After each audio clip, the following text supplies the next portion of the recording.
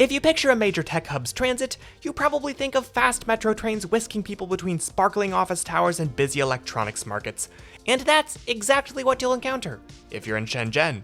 Pop across the Pacific to California's Silicon Valley, home to many of America's biggest tech companies, and you'll find a very different picture. A slow light rail winding its way through office park after office park. This is the VTA light rail, which serves the city of San Jose and its surroundings with 3 lines and 42 miles of track. It's the least used traditional light rail system in the state of California, and its speed, land use, and frequency have drawn criticism from inside and outside the transit world. So where does the system go? Can you get cheap food here in the Bay Area? And do you know the way to San Jose? The only way to find out is to go for a ride. San Jose, California is located south of San Francisco and sports an urban population of about 1 million. The Santa Clara Valley Transportation Authority, or VTA, operates local transit in the area, including the 3-line VTA light rail system. This first opened in 1987 and was most recently expanded in 2005. The blue and green lines start at Santa Teresa and Winchester respectively, then merge south of downtown San Jose, where they pass through a transit mall and run together up First Street. At Tasman Drive, they split, with the blue line ending at Bay Point and the green line ending at Old Ironsides. The orange line starts at Alum Rock and runs west to Mountain View, where it meets up with Caltrain commuter rail. Caltrain also meets the light rail at Diridon and Tamian stations. In the east, the light rail connects with BART's green and orange lines at Milpitas Station, and that's where we're starting our trip. Stepping off a southbound BART service from Oakland. An escalator takes us up to the mezzanine, where we tap out of the fare gates. Then another escalator takes us towards the light rail. Alright, Walter, should I be excited or trepidatious? A bit of both. The escalator leads to a sky bridge with a Clipper card validator. One-way trips on the light rail are $2.50, and day passes are $7.50. VTA operates on a proof of payment system. I was never fare checked once while filming this video. We head up to the elevated platform, which features small shelters that remind me of Norfolk's Tide. VTA operates a unique fleet of Kinky Shario light rail vehicles, delivered in the early 2000s. We'll be riding this one east to Berryessa. Our trip starts elevated with great views of the nearby mountains, but quickly descends to street level, where we run in the median of Capitol Avenue. Fun fact, San Jose was actually briefly the capital of California from 1849 to 1851. We pass the westbound platform at Mountain View, roll through an intersection, and arrive at the eastbound platform across the street.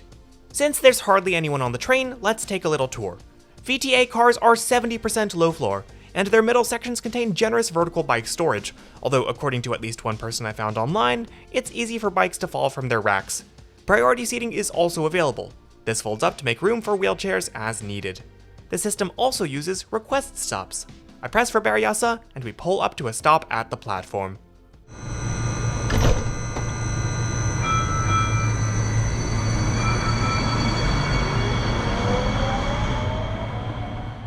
We're currently on the westbound platform. The eastbound platform we passed a little bit ago. It's kind of back that way. I will say I love the flowering trees. It's a nice touch. There's a platform shelter here with some stained glass, which is kind of cool. Anime Conductor VTA edition. What is a waifu? Ticket machine, and then here's the actual exit, couple of benches. We head to the eastbound platform, where another train arrives.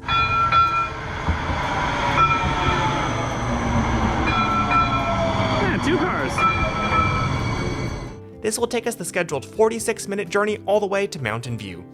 So Walter, why did you have us go down to Berryessa only to just go back in the other direction?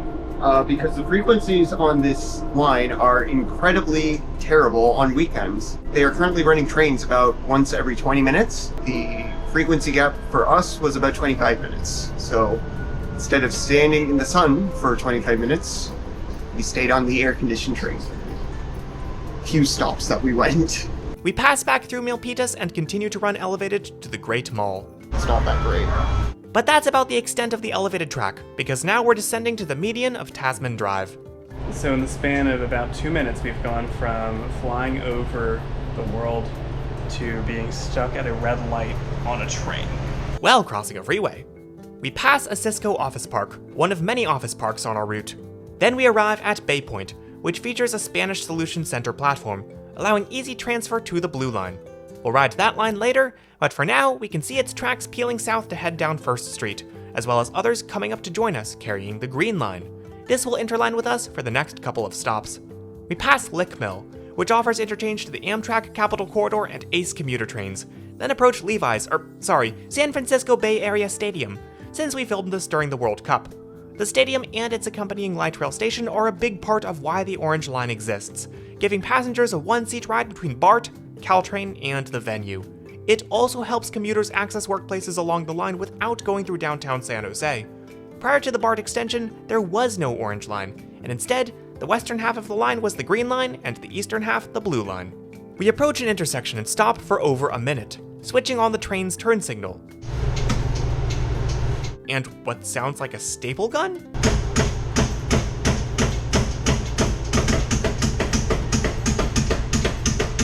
Is it supposed to be doing that?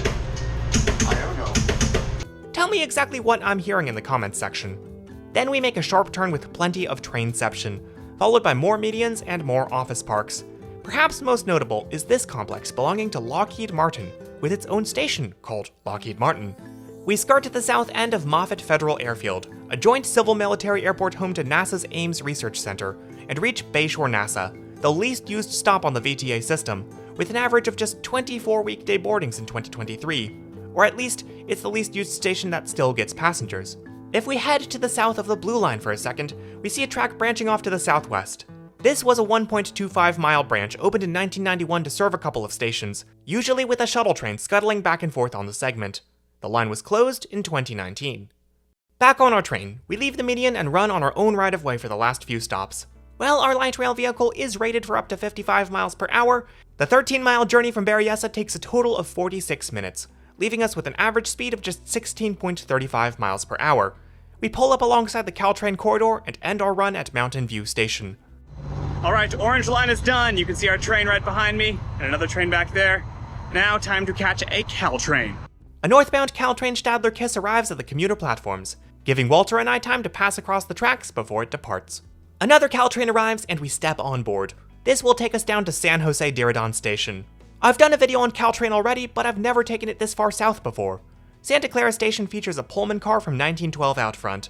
Then a little ways down the line, we pass the Caltrain yard full of electric multiple units and diesel equipment for trips south to Gilroy.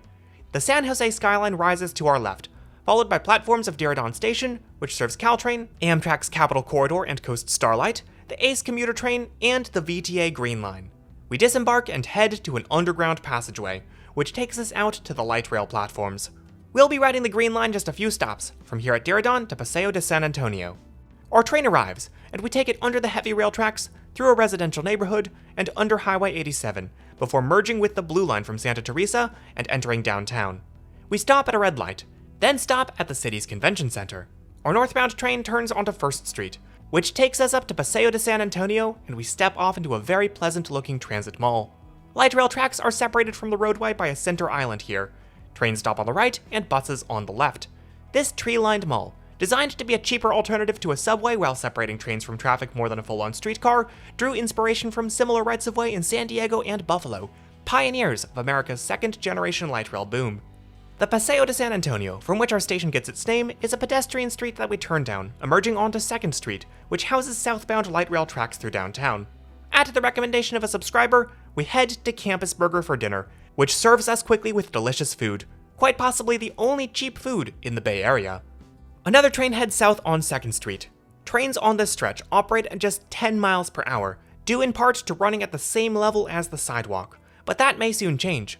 A VTA project in the early planning stages aims to put both northbound and southbound light rail tracks in a dedicated median on 1st Street, with curb separation from the sidewalks. This would, in theory, increase train speeds and decrease travel time. There are 2 northbound Blue Line trains due in quick succession, followed by a 30-minute wait for the next one, since we're now on the evening schedule.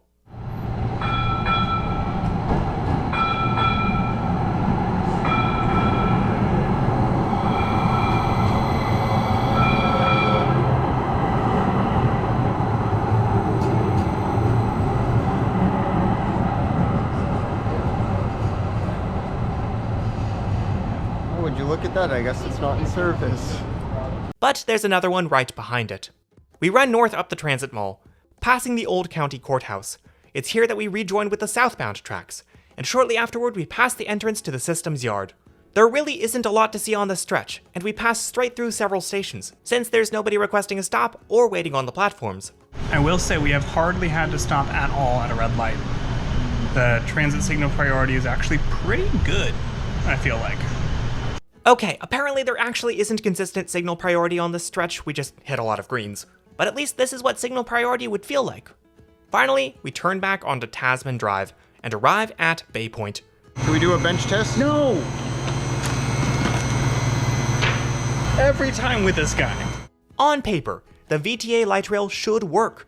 It's a medium capacity transit system linking high capacity rail lines to major employers. It serves a nice downtown, complete with a college. And the blue and green lines run deep into residential neighborhoods that we didn't really get to see. Plenty of people ride the system daily for their travel needs, and I'm sure it gets more traffic on weekdays than on the Saturday when we filmed. This is the exact same train we were on earlier because there was this exact same potato chip bag on this exact same seat. You're paying attention to the wrong things. The doors are obstructed. When the doorways are cleared, the train will proceed to its destination. Still, if we ignore smaller diesel systems like Sprinter and E-BART, VTA is California's least used light rail, with an annual ridership of 4.4 million in 2025. That's 3 million lower than the Sacramento light rail in the same year, a system of almost the exact same length and age. And it's not too hard to see why. VTA trains are relatively slow, have medium to low frequencies, and serve an urban area that's very spread out, without much dense residential or commercial development outside of the small downtown. I don't know this for sure, but in my experience, this is the kind of area where people tend to take transit only when it's their only option, and anyone who can drive or take rideshare will do so because it's way faster and easier. Riding San Jose's light rail, I couldn't help but thinking of the Hudson-Bergen light rail back east. In some ways, it's similar to VTA, a second-generation light rail serving a developing area near one of America's greatest cities, linking metro and commuter rail trains to their surroundings, but the HBLR moves over 3 times VTA's passengers on less than half the trackage, due in no small part to the copious amounts of pre-existing downtowns and new-built urbanism along the short system, where the environment is well-suited to pedestrians and small electric trains, even if passengers own cars and use them for other trips. And VTA isn't ignoring that potential. Their website does list all kinds of transit-oriented development projects by light rail stations, meaning they are taking advantage of the light rail system's potential. But it remains to be seen whether that will be enough to increase ridership. If you've been enjoying this video, remember I was able to make it thanks to my generous Patreon supporters who get early access to videos. In case anyone asks, I'm not planning a trip to Europe in the near future, but if I ever do that, you'll get to see it first if you join my Patreon today.